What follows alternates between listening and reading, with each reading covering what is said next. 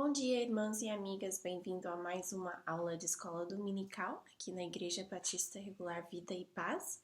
Nós estamos fazendo um estudo cronológico por Gênesis e depois também pela Bíblia inteira. Nós agora estamos no capítulo 37 de Gênesis. Vamos estar estudando sobre os sonhos de José nesse capítulo. Então, vamos lá. Gênesis 37, eu queria ler alguns versículos para vocês. E Jacó habitou na terra das peregrinações de seu pai, na terra de Canaã. Estas são as gerações de Jacó, sendo José, de 17 anos, apacentava as ovelhas com seus irmãos, sendo ainda jovem, andava com os filhos de Bila e com os filhos de Zilpa, mulheres de seu pai, e José trazia más notícias deles a seu pai. E Israel amava a José mais do que todos os seus filhos, porque era filho da sua velhice, e fez-lhe uma túnica de várias cores. Vendo, pois, seus irmãos que seu pai o amava mais do que a todos eles, odiaram-no e não podiam falar com ele pacificamente. Então aqui nós temos o pano de fundo, né? Tá falando para nós aonde Jacó estava morando nessa época, lembrando que ele mudava de tempos em tempos, ele morava numa tenda. E aqui nós temos a idade de José.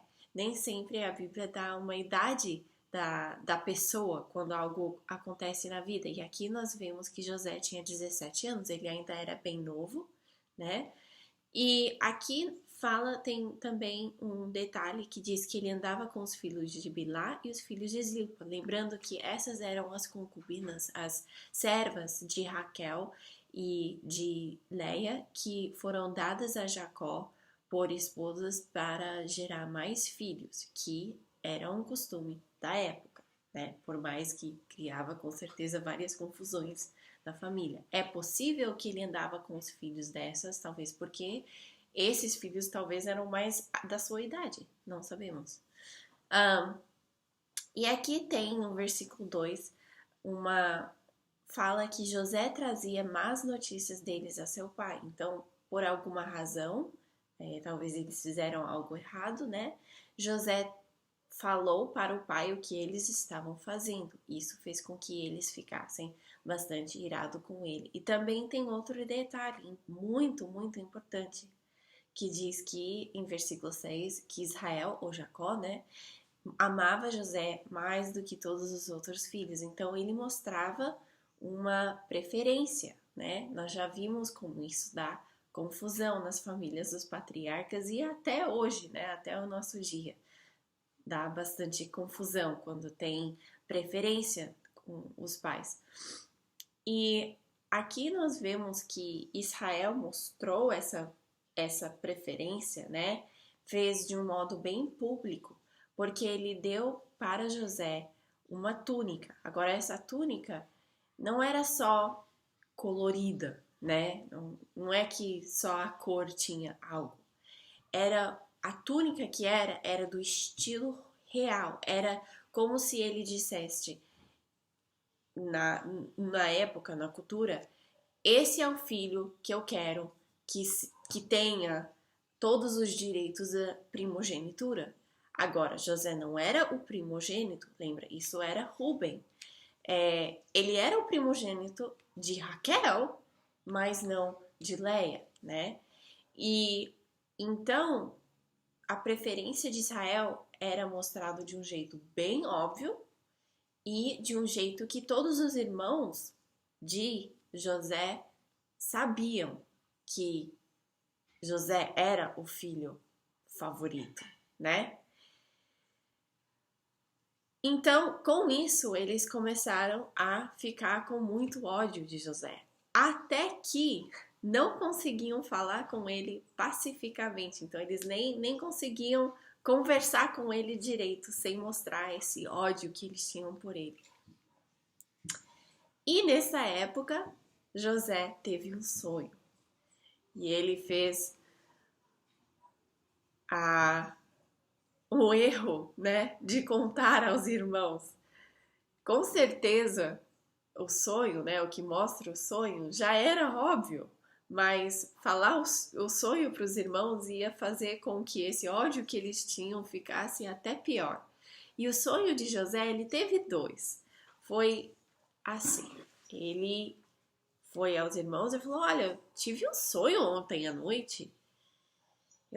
Nós estávamos juntando os molhos de trigo e enquanto que eu amarrava o meu molho de trigo ficou de pé e todos os seus molhos é, desceram, todos eles ficaram inclinados ao meu molho de trigo. E os irmãos entenderam bem rápido o que esse sonho quis dizer. Ele falou: você acha que a gente vai inclinar você? Você acha que você vai governar sobre nós? Né? Como assim? Então, eles odiaram ele mais ainda, né? Então, tem o primeiro sonho e aí também tem o segundo sonho. Versículo 9: E teve José outro sonho, e o contou a seus irmãos, e disse: Eis que tive ainda outro sonho, e eis que o sol e a lua e 11 estrelas se inclinavam a mim. E dessa vez ele não só conta para os irmãos, como também para o pai dele. E contando a seu pai e a seus irmãos, repreendeu o seu pai e disse-lhe: Que sonho é este que tiveste? Porventura, viremos eu e sua mãe e teus irmãos a inclinar-nos perante ti em terra? Seus irmãos, pois, o invejaram. Seu pai, porém, guardava este negócio no seu coração. Então, aqui nós vemos de novo que a família entendeu o sonho de José. José não precisou explicar seu sonho, né? Eles logo entenderam que o sonho de José significava que eles iam inclinar para ele. E eles achavam isso uma loucura, né? Que coisa! E com certeza isso fez os irmãos de José ficar com mais raiva ainda. E Jacó, por mais que ele achou talvez uma dúvida, né? Você acha que a gente vai inclinar? Mas diz aqui que ele guardava este negócio no seu coração. Ele pensava, será que realmente isso vai acontecer? Como que isso vai acontecer, né? Então, nesses dias, né, Israel falou a José: Seus irmãos não estão apacentando as ovelhas lá em Siquém? Vem e traz-me resposta do rebanho. Então vá lá ver como que eles estão. Agora, isso não era só ir lá no quintal e ver como que estavam os irmãos trabalhando, né? Siquém era mais ou menos 3 dias de viagem andando, né? Então não era só vai lá no quintal e chama seus irmãos e vê como que tá as coisas. Não era uma viagem boa, né? E ele estava mandando o filho dele para ir lá verificar como que eles estavam indo. Agora, isso pode ser que ele pode mostrar que ele realmente confiava em José, né? Confiava na palavra de José. O que ele falava era verdade, não era o filho que fazia histórias, né, tal. Mas então, Israel manda, né, ele, e aqui ele vai até assim o enviou do vale de Hebron, versículo 14, e foi a Siquém. E quando ele finalmente chega lá, né, 2, 3 dias depois, os irmãos dele não estão lá. Cadê? Então, um homem acha ele, né, e diz assim: Porque eis que andava errante pelo campo e perguntou-lhe o homem, dizendo: Que procuras? E ele disse: Procuro meus irmãos. Diz-me, peço-te, onde eles apacentam. E disse aquele homem: Foram-se daqui, porque ouvi-os dizer: Vamos a Dotã. José, pois, seguiu atrás de seus irmãos e achou-os em Dotã. Então era mais um dia de distância. Agora, Siquém, vamos lembrar, era a cidade onde que os homens foram atacados pelos irmãos de Diná, né? Então, por essa retribuição, então essa cidade agora era conquistado, né?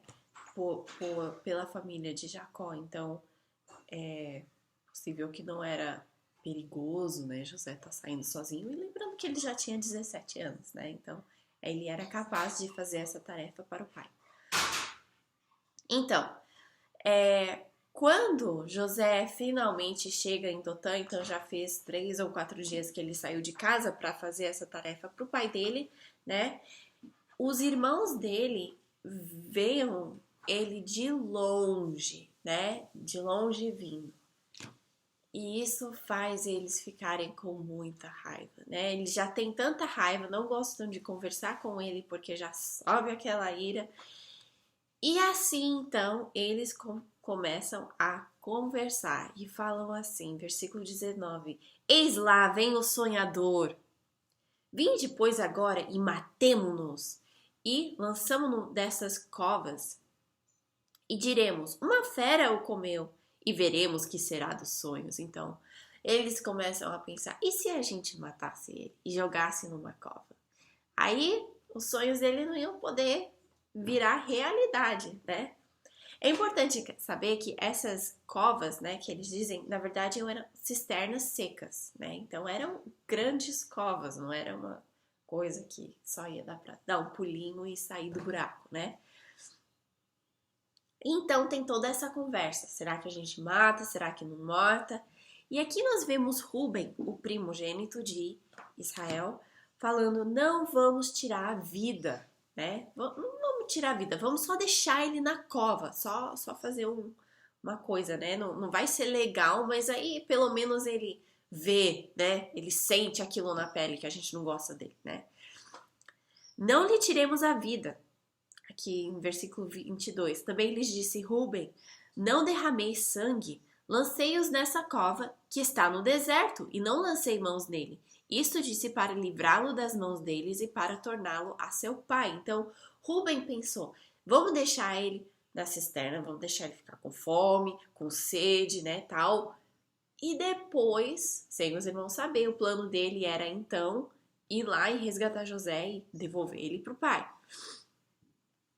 Então, chegando José, né, tiraram a túnica dele especial do pai e jogaram ele na cisterna, na cova. E diz aqui em versículo 24, a cova estava vazia, não havia água nela, né? Depois, assentaram-se a comer pão e levantaram os seus olhos e olharam, e eis que uma companhia de ismaelitas vinha de Gileade, e seus camelos traziam especiarias e bálsamo e mirra, e iam levá-los ao Egito. Então, o lugar onde que eles estavam, em Dotã, era bem na rota das pessoas que faziam trocas com o Egito, de fazer mercadoria, né? Então aqui nós vemos que eles estavam levando especiarias e bálsamo e mirra, e diz que eram os ismaelitas, então era família bem distante, né? Era família de Ismael, né? Que teria sido o filho de Abraão. Então nós vemos aqui que eram bem longe, né? Mas era ainda da mesma família. Então, o que fazer, né? Eles pensando. E aqui Judá, então, tem uma ideia. Olha, em vez de matar ele, ou em vez de deixar ele só ficar com sede, com fome, vamos vender ele, gente. Vamos vender ele para escravidão e ver tudo aquilo, deixa ele sofrer, né? E assim, com certeza, os sonhos deles não vão ser realidade. Então,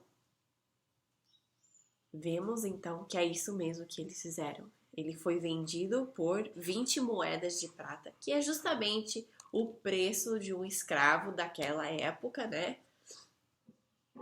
E assim, Rúben volta. Então parece que ele saiu nesse tempo, né? Ele deixou José na cova e talvez foi fazer alguma coisa com as ovelhas. Nesse meio tempo, os outros irmãos venderam ele para a escravidão, mas quando ele volta, o que ele vê é que a cova não tá com José dentro.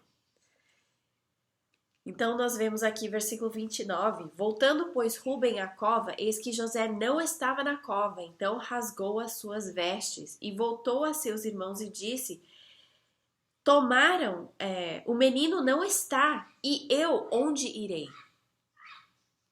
Então aqui, como primogênito, ele tinha uma responsabilidade pelos irmãos, né? E ele sentia isso. Então ele mesmo não queria que José fosse morto, né? E quando ele viu que José não estava na cova, ele rasgou as vestes, que foi um sinal de luto.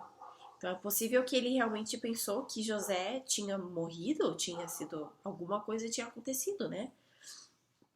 Então os irmãos tomam a túnica de José e falam: não, vamos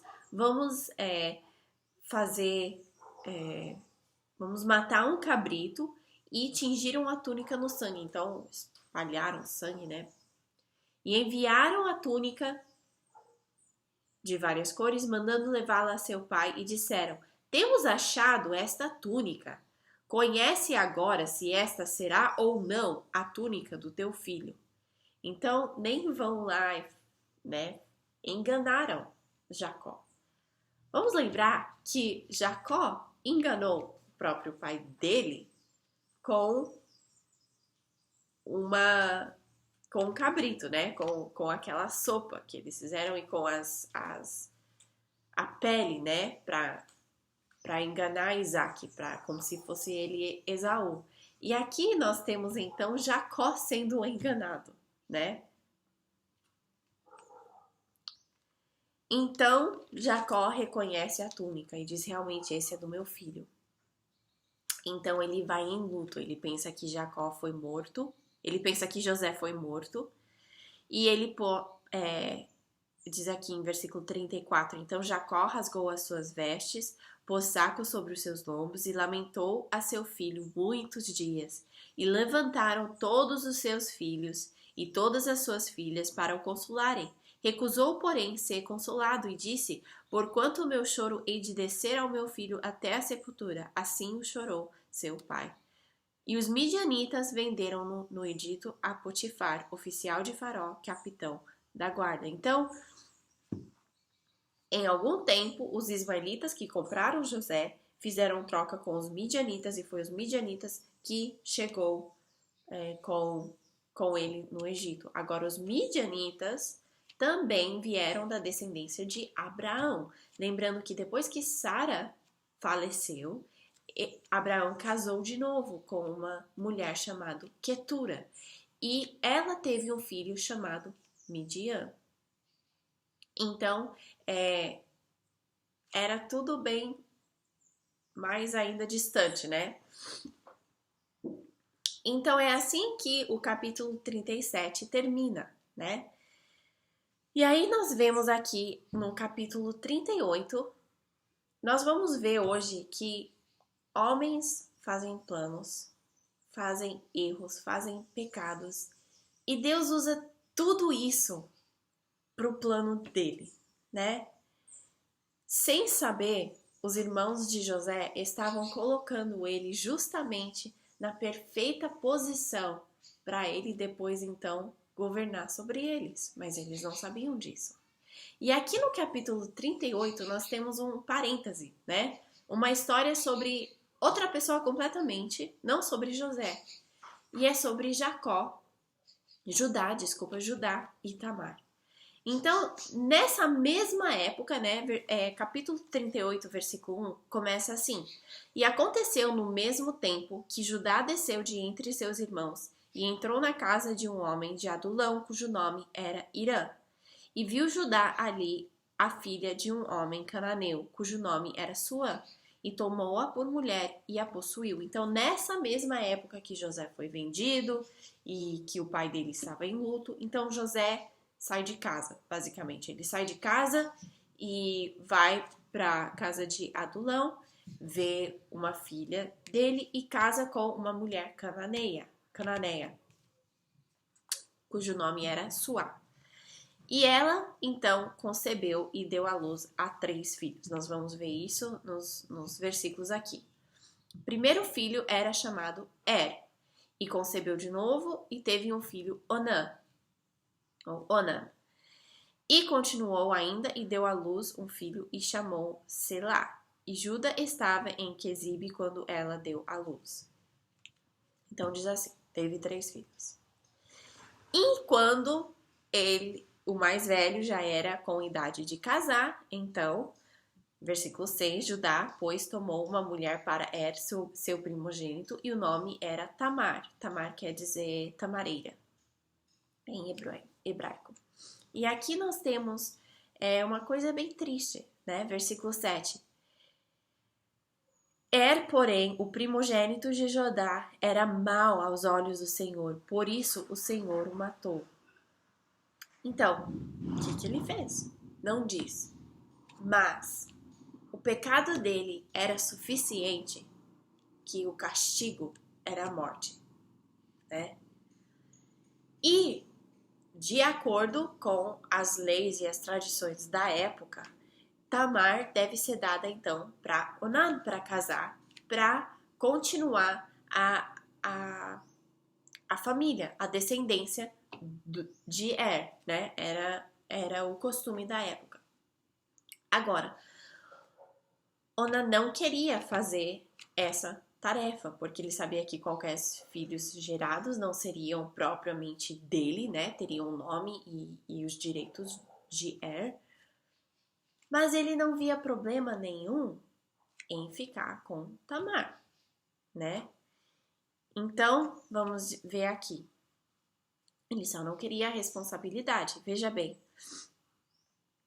Versículo 8. Então disse Judá a Onã: toma a mulher do teu irmão e casa-te com ela e suscita a descendência a teu irmão, de acordo com o costume, né? Onã, porém, soube que esta descendência não havia de ser para ele, e aconteceu que, quando possuía a mulher de seu irmão, derramava o sêmen na terra para não dar descendência a seu irmão. E o que fazia era mal aos olhos do Senhor, pelo que também o matou. Então, isso dá a ideia que não foi só uma vez, né? Foram várias vezes. Ele não tinha problema nenhum de ficar com Tamar, contanto que ele não tivesse que ter as responsabilidades e ressuscitar a descendência do irmão dele, né?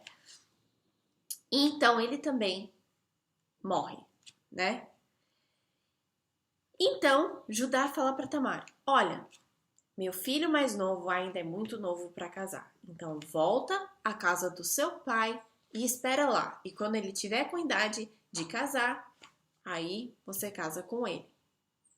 Isso seria de acordo com os leis da época. Então ela vai à casa do pai dela e mora lá ainda usando as trajes de viúva, né? Até aqui, sem problemas, de acordo com Tamar, né? Ela tá seguindo as tradições e as leis da época, né?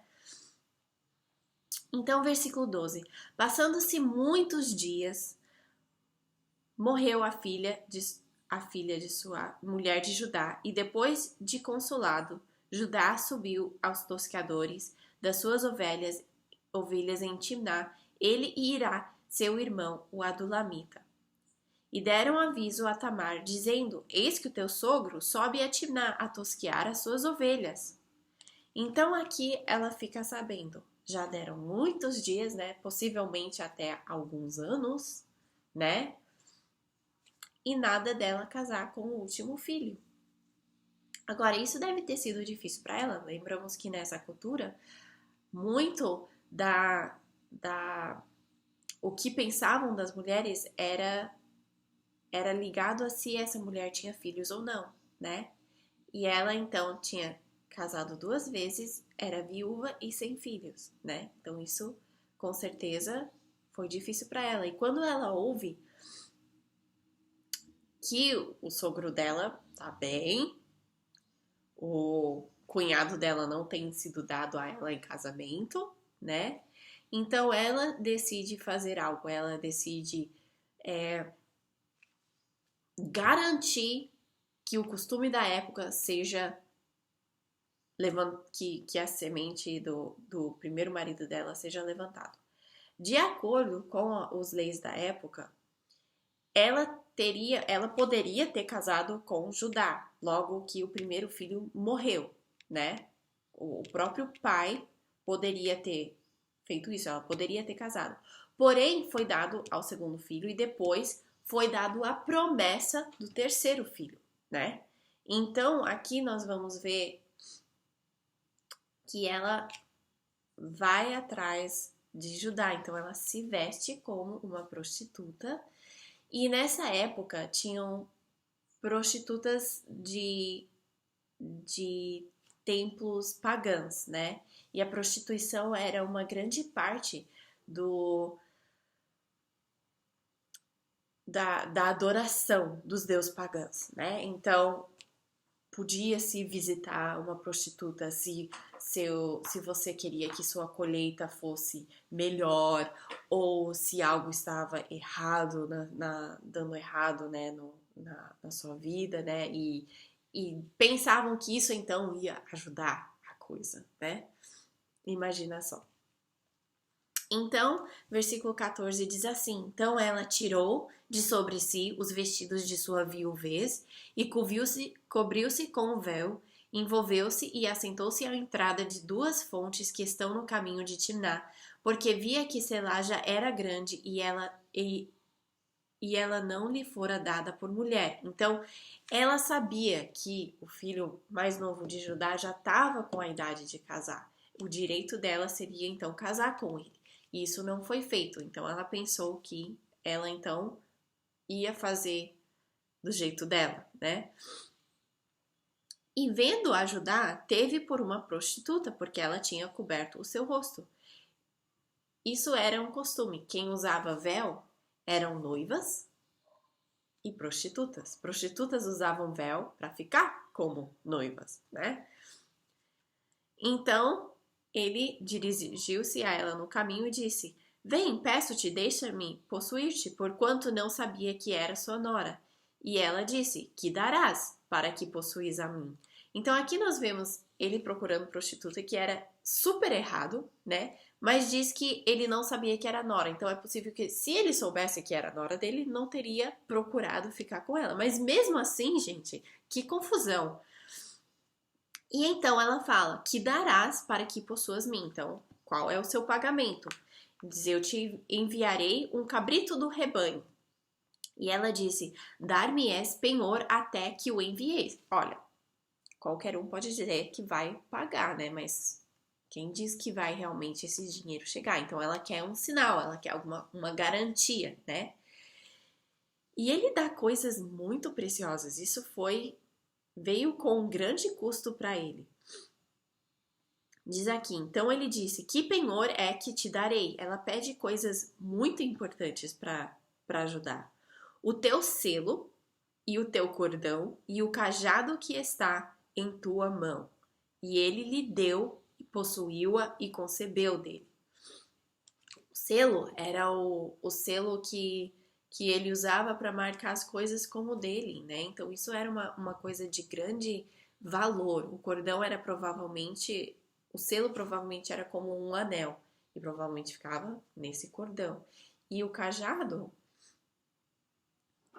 geralmente era cada homem tinha o seu próprio, né? Era um sinal de quem eles eram. Então ela pede coisas de grande valor, né? E que realmente indicam quem foi, né? Quem ia ser o pai, né, da criança dela. Então nós vemos que ela concebeu.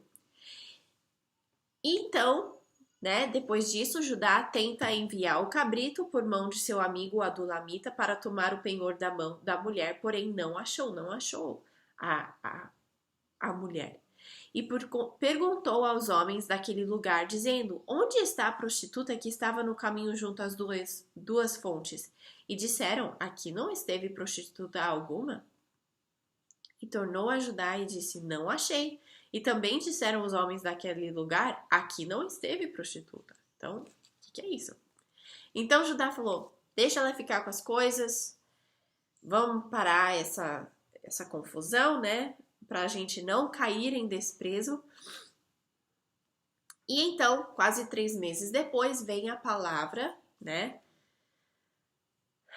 Dão aviso a Judá tomar tua nora, adulterou, e eis que está grávida de adultério. Então disse Judá: tirai-a fora para que ela seja queimada. Agora, se ela não estava casada na época, por que adultério? Né? Então nós vamos voltar. Judá tinha prometido o filho mais novo, Selá, a Tamar. Então era já prometido, então era como se fosse um noivado, né? Um noivado oficial. E como ela engravidou fora dessa situação, era considerado um adultério. Então, Judá tomou em sua responsabilidade, então vamos queimá-la, que também era a lei da época. Se você engravidasse, adulterasse, né? Essa era a punição. E nisso tudo, então, ela manda uma mensagem para Jacó. E ela diz: olha, ela mandou dizer a seu sogro, versículo 25: do homem de quem são estas coisas, eu concebi.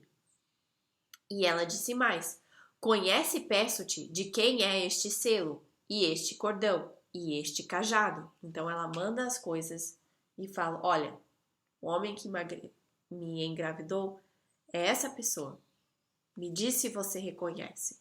E Judá logo reconheceu que eram suas próprias coisas.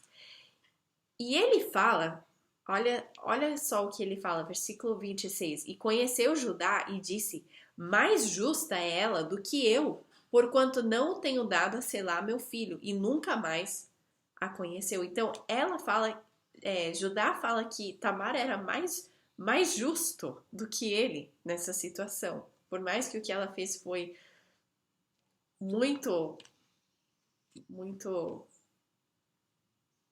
não tem nem palavras. E mais diz aqui que ele nunca mais conheceu ela, então eles nunca mais tiveram relações. Veio filho dessa união de uma vez e pronto, acabou. E tinha gêmeos, né? E aqui diz que quando estavam nascendo, um colocou a mão para fora, né? E falou: esse vai ser o primeiro a nascer. Então amarraram um lacinho no bracinho para saber qual que era, né? Mas logo o outro nasceu. E depois veio esse, né? Então, os filhos eram, então, Pérez e Zera. E acaba, assim, o capítulo 38, né? Só para dar um parênteses na história de José. Nesse meio tempo, José é vendido à casa de Potifar. E nós vemos aqui, versículo 2, e o Senhor estava com José, e foi homem próspero, e estava na casa de seu senhor egípcio. Aqui nesse capítulo vai falar que Deus estava com José várias vezes. E José, então, é um escravo, é um servo muito bom. E Potifar vê que o que ele coloca na mão de José para fazer é feito bem e é próspero, dá certo. Aquilo que ele tem por conta vai para frente. Então, Potifar coloca tudo na mão de José. Até que, versículo 5 diz assim: e aconteceu que desde que o que pusera sobre a sua casa e sobre tudo o que tinha, o Senhor abençoou a casa do egípcio por amor de José. E a bênção do Senhor foi sobre tudo o que tinha na casa e no campo. Então aqui nós vemos que Deus abençoa grandemente esse egípcio Potifar por causa de José, né? E versículo 6, e deixou tudo o que tinha na mão de José, de maneira que nada sabia do que estava com ele, a não ser do pão que comia. E José era formoso de porte e de semblante. Então aqui diz que ele nem se preocupava, colocou as coisas na mão de José e agora nem procurava saber como estão as coisas, porque sabia que estava bem, a não ser a comida. Isso é interessante, porque mostra de jeito prático a prática dos egípcios de não comer com pessoas que não eram egípcias, né? Então ele cuidava da comida, mas fora isso, não estava nem aí com o que José fazia, nem procurava saber como estavam as coisas de casa, porque estava indo tudo muito bem. E aqui então fala que José era formoso de porte e de semblante. Nós só vemos esse comentário sobre duas pessoas na Bíblia: José e Davi. Os dois são falados que eram formoso de porte e de semblante, então eram bonitos, né? Então, aconteceu dessas coisas, é possível que José ficou na casa de Potifar por 7 ou até 9 anos. Foi bastante tempo, né? Ele é promovido, começa a agir nas coisas, e nesse tempo, então, a esposa de Potifar nota José, ele é muito bonito. E ela acha, por que não, né? Mas José não atende às petições dela, né? E as seduções. Ele recusa. E parece que ele recusa bastante vezes, né? Versículo 8. Porém ele recusou e disse à mulher do seu senhor: Eis que o meu senhor não sabe do que há na casa comigo e entregou em minha mão tudo o que tem. Ninguém há maior do que eu nesta casa, e nenhuma coisa me vedou, senão a ti, porquanto tu és sua mulher. Como, pois, faria eu tamanha maldade e pecaria contra Deus? Então, a gente vê que ele fala com ela: olha, seu marido não tá nem aí com as coisas. Pelo que parece, né, José tinha tanta responsabilidade que se ele fosse ficar com a esposa, é possível que eles poderiam ter feito um adultério bem bom sem ser descobertos por, quem sabe, por muito tempo, né? Porque ele tinha essa responsabilidade, ele poderia usar a sua posição para falar com que os outros servos não falassem nada, né, tal. Mas não foi isso que ele fez, né? Ele defendeu, ele falou: eu não posso fazer isso para o seu marido. Ele me colocou nessa posição. Ele não guardou nada de mim, a não ser você, que é a esposa dele. Ele tem todo o direito de guardar você, né? E eu não posso pecar contra Deus. Então são dois motivos. Ele não vai pecar contra o mestre dele, né? E não vai pecar contra Deus. E versículo 10, e aconteceu que, falando ela cada dia a José, e não lhe dando ele ouvidos para deitar-se com ela e estar com ela, sucedeu num certo dia que ele veio à casa para fazer seu serviço e nenhum dos da casa estava ali. Por qual motivo que os outros servos não estavam na casa, nós não sabemos. Talvez ela procurou mandar todo mundo fazer outras coisas para ela seduzir ele, nós não sabemos. Mas parece que ela realmente cada dia estava em cima dele para fazer alguma coisa. E nessa época, então, ela pega ele, né? Ela realmente tá determinada. Eu quero esse homem. E ele, então, tira a capa e sai correndo. Justamente o que devemos fazer quando confrontados com uma tentação dessa. E então, vem a acusação da esposa de Potifar, né? José fazendo tudo certo, honrando o seu mestre e ainda mais o seu Deus, né?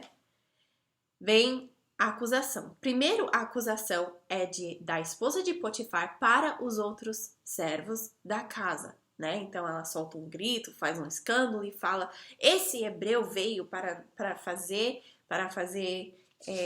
da gente uma confusão, né? E ela põe a roupa dele perto dela e fala: eu gritei com grande voz. E ela fala: quando ele ouviu que eu tava fazendo escândalo, aí ele correu e deixou a roupa dele aqui, né? Então, primeiro ela faz com que os servos acreditem nela. E depois, quando chega Potifar, então ela vai falar com ele também. Então diz aqui quando ela fala com o marido dela.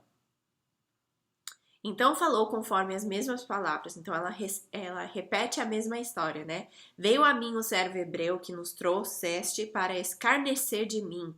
E aconteceu que, levantando eu a minha voz e gritando, ele deixou a sua roupa comigo e fugiu para fora. E aconteceu que, ouvindo o seu senhor as palavras de sua mulher, que lhe falava, dizendo, conforme a estas mesmas palavras me fez teu servo, e sua ira se acendeu.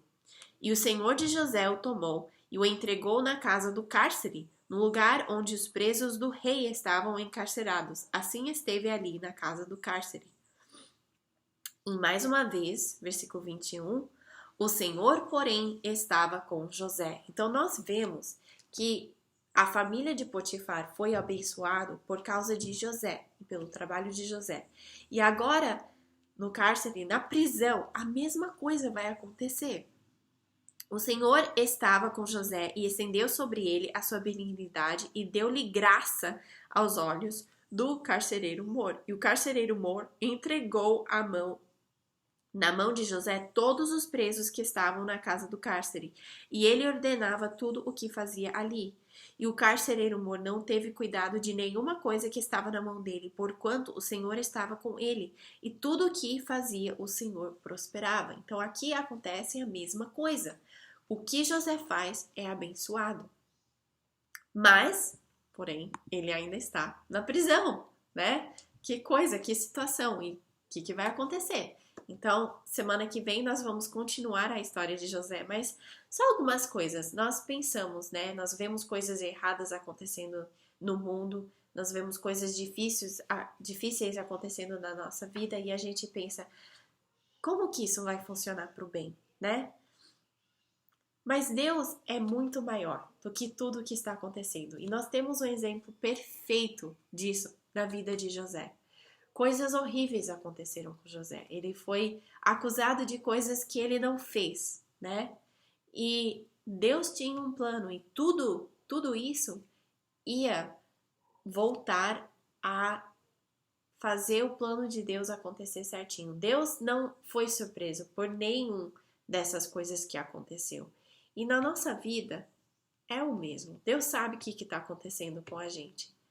E tudo que acontece tem algum propósito, por mais difícil que seja. E eu espero que, conforme você vai estudando a vida de José, você possa ser encorajado com isso, né?